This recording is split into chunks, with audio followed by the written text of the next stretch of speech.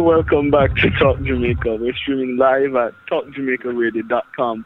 My name is Ricardo Brooks, and my co-host this afternoon is Roston Chamberlain. We now continue our discussion segment. We're getting more reactions this afternoon to the proceedings of the Commission of Enquiry, as well as to examine what can be expected as we go forward. Joining us for this segment is head of the Tivoli Committee, Lloyd, and he's joined by human rights advocate, member of Jamaicans for Justice, Susan Goffe. Good afternoon, lady and gentlemen. Good afternoon, and thank you for the invitation. You're Good welcome. afternoon. Good All afternoon. right. Good. Let me start with, and you can go first, Susan. What's your reaction to the proceedings, what has taken place so far? Well, I mean, I think that, after 1 week of the inquiry starting, something that has been long anticipated and perhaps overdue in beginning, but there are obviously a number of issues that have been raised by the proceedings that do require some amount of discussion and consideration and possibly action. And these concerns do need to be dealt with going forward. I think that the witnesses who have come forward to give their testimony are to be encouraged and supported in doing so. I think that there are issues surrounding the level of legal representation of the witnesses who have come forward. I think that the issues of some of the tone and nature of the cross-examination are a matter of concern. And I think that the issues raised in the discussion with Dr. Abel about the impact of participating in an inquiry is something that does need to be given more consideration, and the possible need for psychological support for those who are preparing to participate and who are participating or have participated. In terms of the actual evidence that has been given, the testimony that has been given, there are a number of common threads. I think that that are worth looking at. One of the things that does concern me is the position that I've seen some people taking, that this is a soap opera and a drama and something to be sort of laughed at or approached in that manner. I also would be concerned about people disengaging from this process after the first week of what is to be more than 12-week process, because although initially it was said that the inquiry should last 3 months, the chairman of the commission has indicated right at the outset in his opening remarks that there is no way that it could take only 3 months, and that with the number of witnesses and the complexity of the issues, it would have to go on for a longer period than that. All right, Lloyd, your response to what has taken place so far? Well, first of all, I think the witnesses have been very solid, despite the onslaught by the attorneys representing the police and soldiers. I think the witnesses are very credible, and as Susan said, a pattern is emerging of widespread abuses and assault throughout Tivoli Gardens and West Kingston, following the same pattern of destruction of people's property, shooting them, killing them, totally disregarding their human rights, all sorts of abuses, and more of that will come. I think that there has been a popular uproar, if that is the word, against the tactics of the lawyers. And so they might be retreating a little bit. The commissioner now realizes that he can't just allow them to roll over the people in this disrespectful way in which they have been doing it. So they are pulling back. But I don't think we should be deceived. It might be a tactical retreat, but the representatives for the soldiers and the police are there to protect their interests. What is interesting is that the people who have testified so far are not suspects, you know. They are victims, and they are treating them as if they are suspects. They don't have to give any information about anything other than about what happened to them. So to be asking them silly questions about roadblocks and barricades and, you know, did you know Dudos and that sort of thing is really going nowhere. But it is a peep into the strategy that was employed by the security forces when they enter Tivoli Gardens, which is that everybody is a potential suspect. Everybody is a potential collaborator with Dudos, young men, women, etc. So by treating the people as all suspects for Dudos, lookouts, they know him, he was done in the area, etc. It is really a look into the actual strategy that was adopted by the police in going into Tivoli Gardens, which is a classic counterinsurgency operation where you make no distinction between civilian and armed combatants. And that, I think, is reflected in the political strategy of the lawyers, because if the soldiers and the police and the command have to be defended, it has to be defended on the basis that they had no choice but to do this because this was an armed community, etc. So this is something that I think we need to pay attention to. And also something that needs to be paid attention to is that nobody has a right to incriminate themselves. And so the soldiers nor the police have nobody can compel them to come forward and testify and incriminate themselves. They don't even have to provide statements. So the only thing I'm wondering now, who will the lawyers put forward from the security forces? If I were the police commissioner, I wouldn't come forward unless I got a subpoena. There's nobody on their side that has to come forward voluntarily. So basically what will happen is that the commissioners are going to have to offer subpoenas to these people to testify, you know, because it was stated that when the thing started, they had no statements to present to the commission.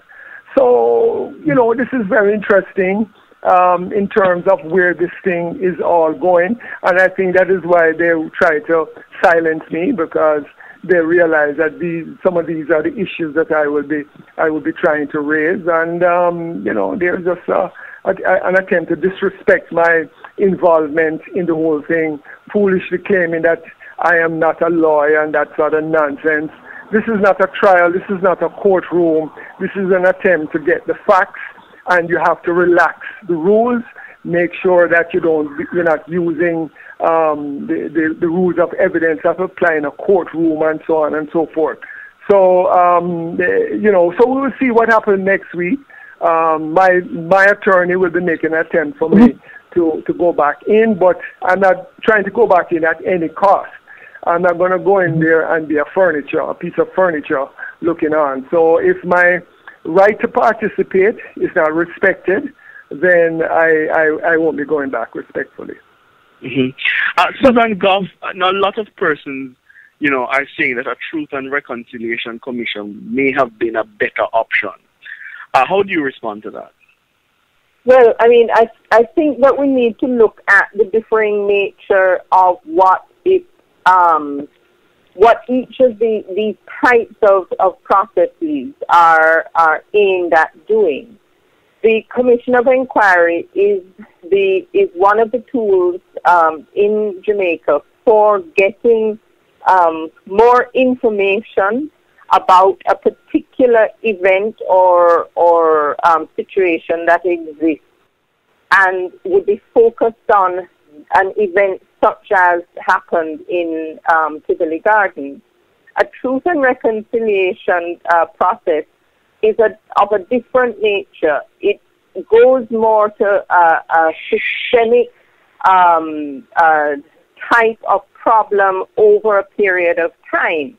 Now, I think that there are issues in the Jamaican society and modern history that could do with a process of truth and reconciliation, whether we are ready for it or not, but something along the lines of the impact of the political systems on the Jamaican society, something to do with the issues of extrajudicial killings within the Jamaican society, etc. Those broader issues might have been more for a truth and reconciliation process.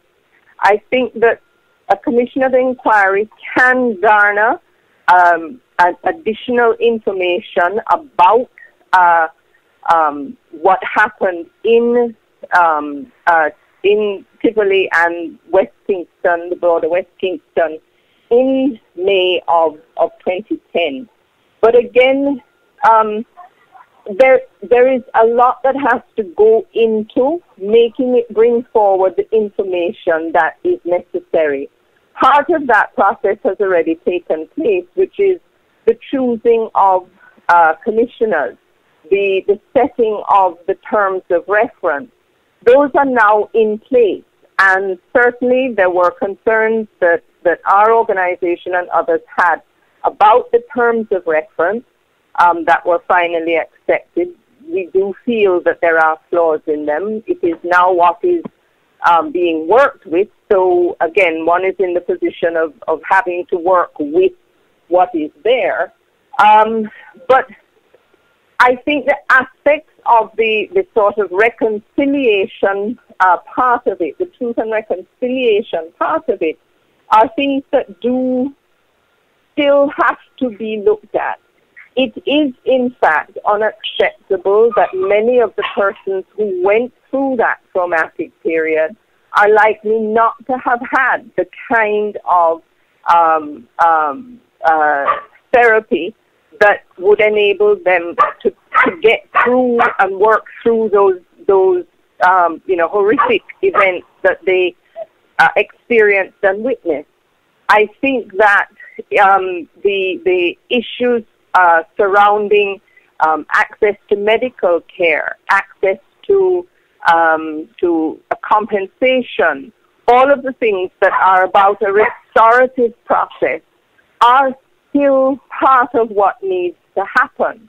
But within the context of a commission of inquiry, what needs to happen is as much information needs to come forward as possible. I hear Lloyd's concerns, and I think that they are real concerns, which will come up when the focus on state witnesses, the state agents, are brought forward. The amount and type and nature of information that is brought forward, that is going to be very important. And again, this to me is why there does need to be a continuing focus on the inquiry, that there does need to be, public attention, public comment, public concern, because it is an unfolding process by its very nature. And at the end of the day, it isn't only the commissioners who are going to have to do a report with its recommendations. It is those who have been monitoring it and observing what has happened, who will need to go through a certain amount of evaluation of the process, the identification of what has come out of it, and what gaps there may be, and there are probably going to be, and what the next steps are. Because that is the thing. I think that we need to recognize that a commission of inquiry is only a part of a process. It is not the be-all and end all of a process. So that is one of my concerns. Do we have the determination to stick with this and at the end of the day to do whatever else is necessary to bring about the outcomes that are needed? Now, Lloyd de Aguilar, I want you to take our listeners back to that moment that you were evicted from the proceedings, and then I want you to clarify for our listeners the comment that Sir David Simmons is a, quote, political hack. Please. Well, very simply, I was being prevented from speaking, participating. There was a ruling. There's a ruling that when my attorney is there, I cannot speak. My attorney, not my attorney, the attorney for the Tivoli committee arrived late. And so he was in no position to represent the witness that was being harassed at the point because he didn't know what had been going on.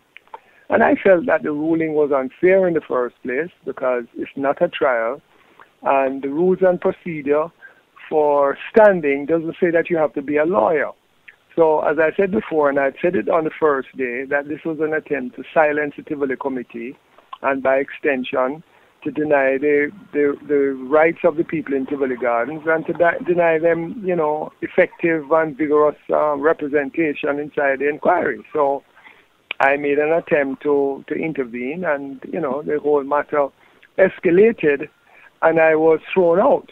Now, this comment where, the statement that where I say that he's a political hack, I think it is important to remember that I said he's a political hack after he had ruled that I would be thrown out. I didn't say you're a political hack and then he threw me out. He threw me out, and then I said you're a political hack. And by saying that you're a political hack meant that he was doing a job on behalf of the soldiers, the police, and the government. And that is what hacks do.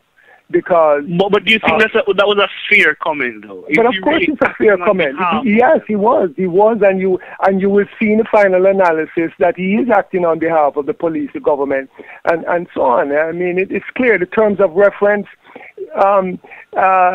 demands that he acts on behalf of the state. That is what it's all about. Nobody is going to be put on trial. Nobody is going to be found guilty.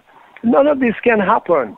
And if you accept a job like this and you proceed in the way in which he is proceeding, there was no case management discussions with the participants before. A lot of things that he's now discovering, such as the compensation matter, cannot be adequately addressed inside there. We don't know who are the witnesses that are going to come forward from the state. We have no participation in that whatsoever. So he's just really going along.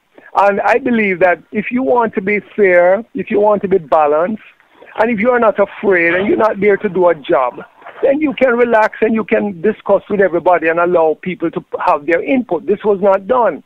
And so as far as I'm concerned, at the end of the day, this will be a whitewash, and a report will be provided to the government that the government could easily just put in a waste paper basket, and nothing will come of this. So our participation from the very beginning is that this is just an exercise so that we can hear from the residents of Tivoli Gardens, so we will know what kind of crimes were committed, and we have already described them as crimes against humanity. They will put forward the commanders, civilian and security forces. There will be an opportunity to examine them, but of course they are preventing vigorous cross-examination of them by excluding me. And I don't get the impression that either the INDECOM, the public defender, or the Jamaica Labour Party is really interested in a vigorous cross-examination of these individuals. So if the deck is stacked, and this individual is brought here. We don't know under what circumstances, who recommended him what. We hear that there is now a cottage industry in Barbados where they are exporting brilliant legal minds to serve as commissioners throughout the Caribbean. We hear that this individual has jobs already in the Turks and Caicos Island. So what else can I conclude? That he's a political hack. He's a politician. He served 25 years in the Barbadian Parliament. He was an attorney general. He was a deputy prime minister. These are his antecedents. So, you know, a person like that comes here with a natural bias towards the state, towards the security forces, and towards the government that appointed him. So I don't apologize for having called him a hack. It does, and I would like to also emphasize, as I said before, that I call him a hack after I had been evicted from the proceedings. I wonder if I could Lloyd, before you come in, Susan, because I am concerned about the preparedness of these witnesses. Because after giving their statement, did anyone sit with them to go through and say to them how these your statements are going to be grilled by these lawyers? Was anything done to that effect? Very good point, and this is exactly the point I'm making. That there should have been, and what best word is an in-camera discussion of a case management discussion, so that we could go through all of this and discuss it and iron out the procedure, the fact that it's not a trial, that the thing should be relaxed and allow people to talk instead of attempting to cross-examine them and so on. This was not done. And as a result of that, you know, what happened. You know, so this is a very important part. The whole thing is rushed, and this is what you're seeing being played out right now. Just remind me, the main point of the question again was what? If anyone had prepared them for this kind of grilling. So, for example, the Tivoli Committee, this is another point I wanted to make. The Tivoli Committee applied for standing, and they told us that we would not know if we would be granted standing until the very beginning of the inquiry. How can you let somebody know that they're going to have standing or not have standing on the very day of the inquiry? We said to them, let us know in advance so that we can properly prepare our witnesses and so on. And but that wasn't done. So it gives you an idea of the unpreparedness of this Commission of Inquiry, and that the Commissioner himself was thrown into the deep end, unprepared, and that is what's been playing out. Hopefully they can do catch up, but that is left to be seen. Susan, you wanted to comment earlier. Yes, no, I had just wanted to say that I do not agree with Lloyd's position that Sir David Simmons is a political hack. I do not agree at this point in time that it can be said that he is working on behalf of the state and the police agencies. I think that these are things that have to be monitored as time goes on to make an assessment, and I don't think that it is possible at this point, 1 week into the process, to come to those conclusions.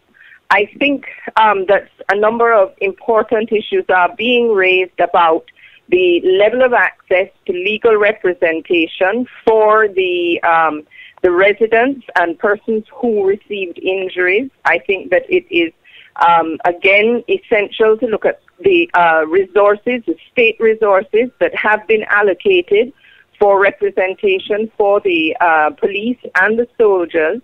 And also there should be an allocation of resources to, for example, the Office of the Public Defender to enable similar teams of lawyers to represent other persons who are coming before the commission.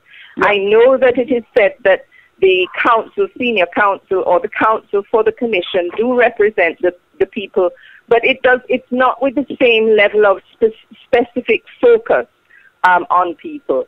I think there are a couple of other other issues that do need to be looked at.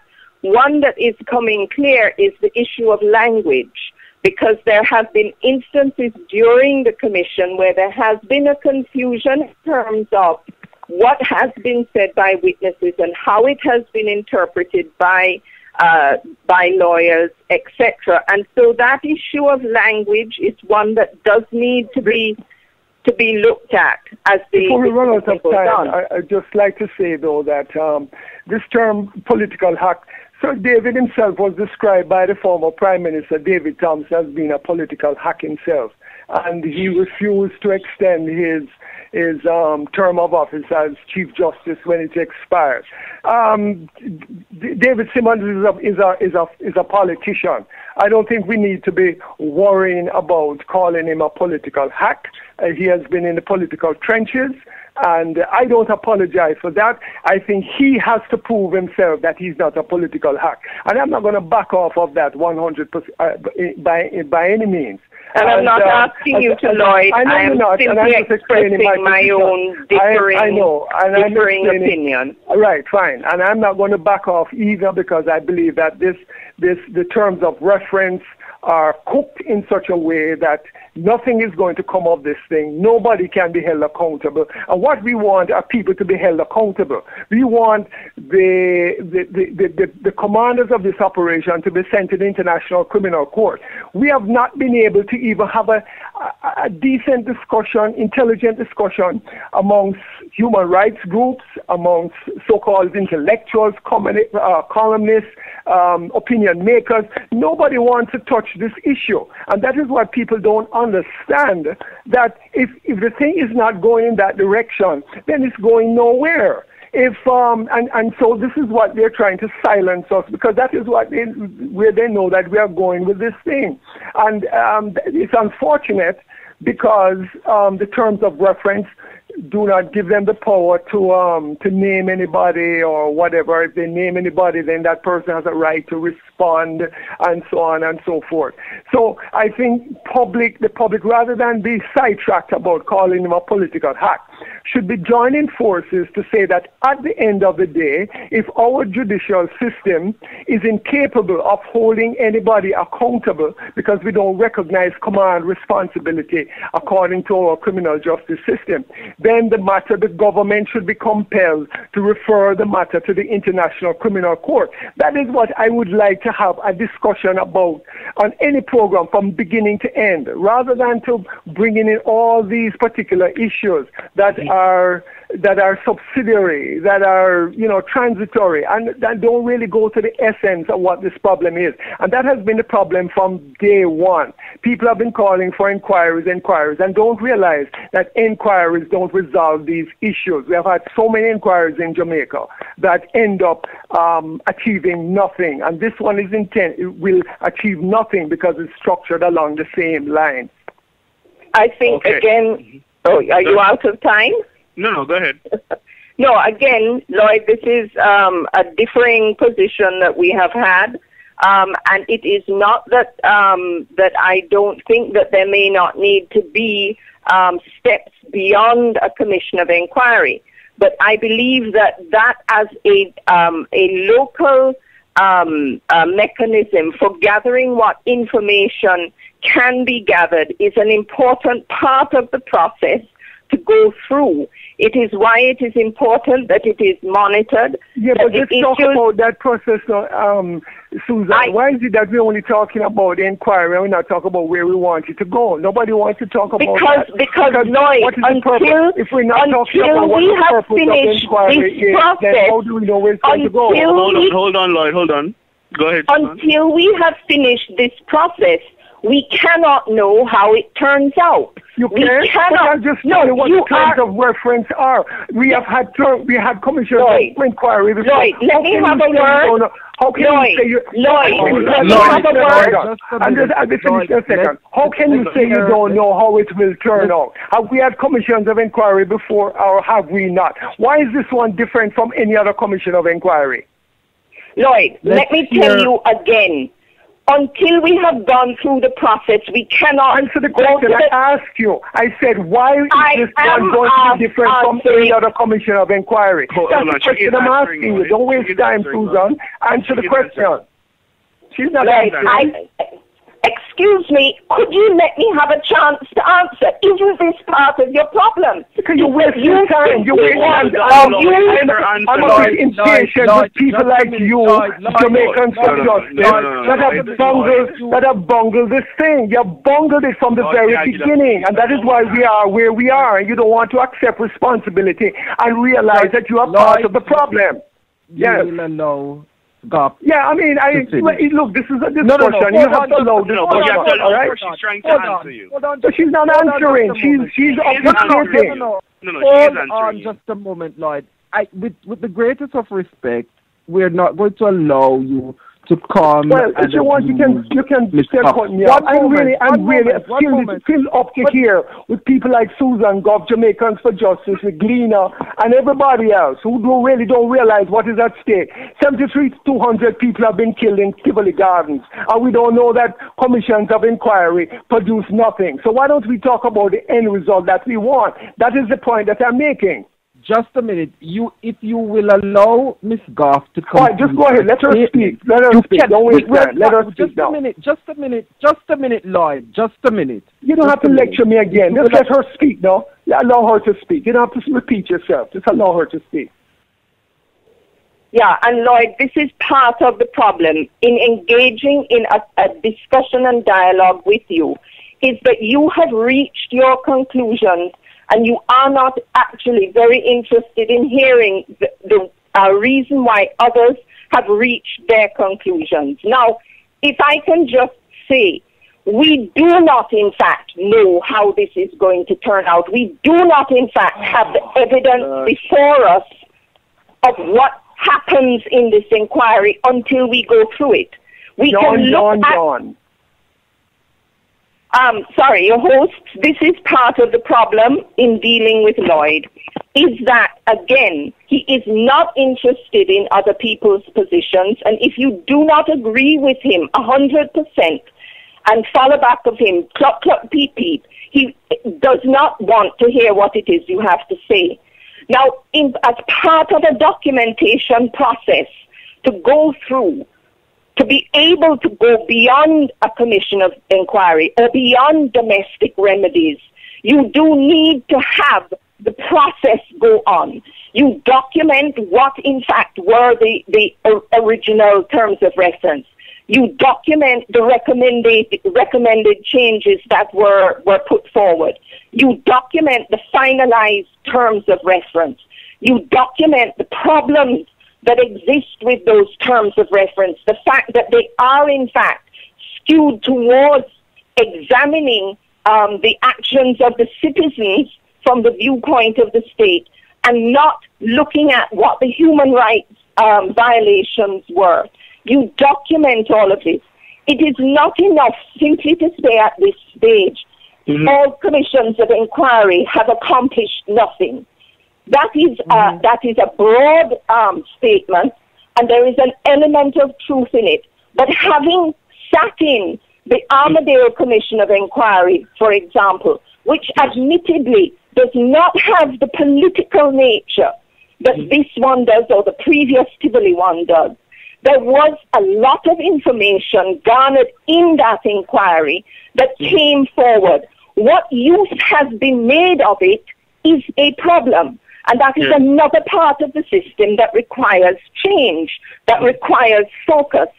But if you start from a position of saying, we already know it all, we already know what happened, then you cannot be taken seriously at a level beyond the national level. You do need processes that collect evidence, that collect information.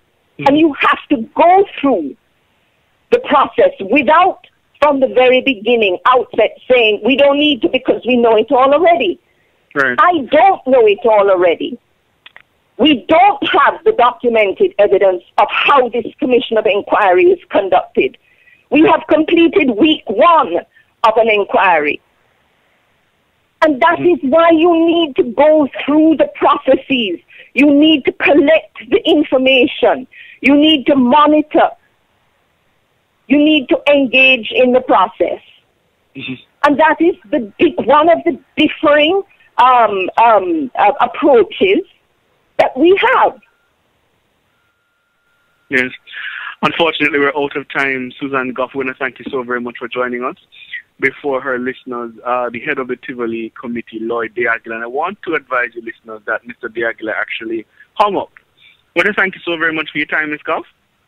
You're most welcome. All right, listeners, after such a heated discussion, we're going to take the break, and then when we return, it'll be time for Talk Vault. Stay with us now. Soon come.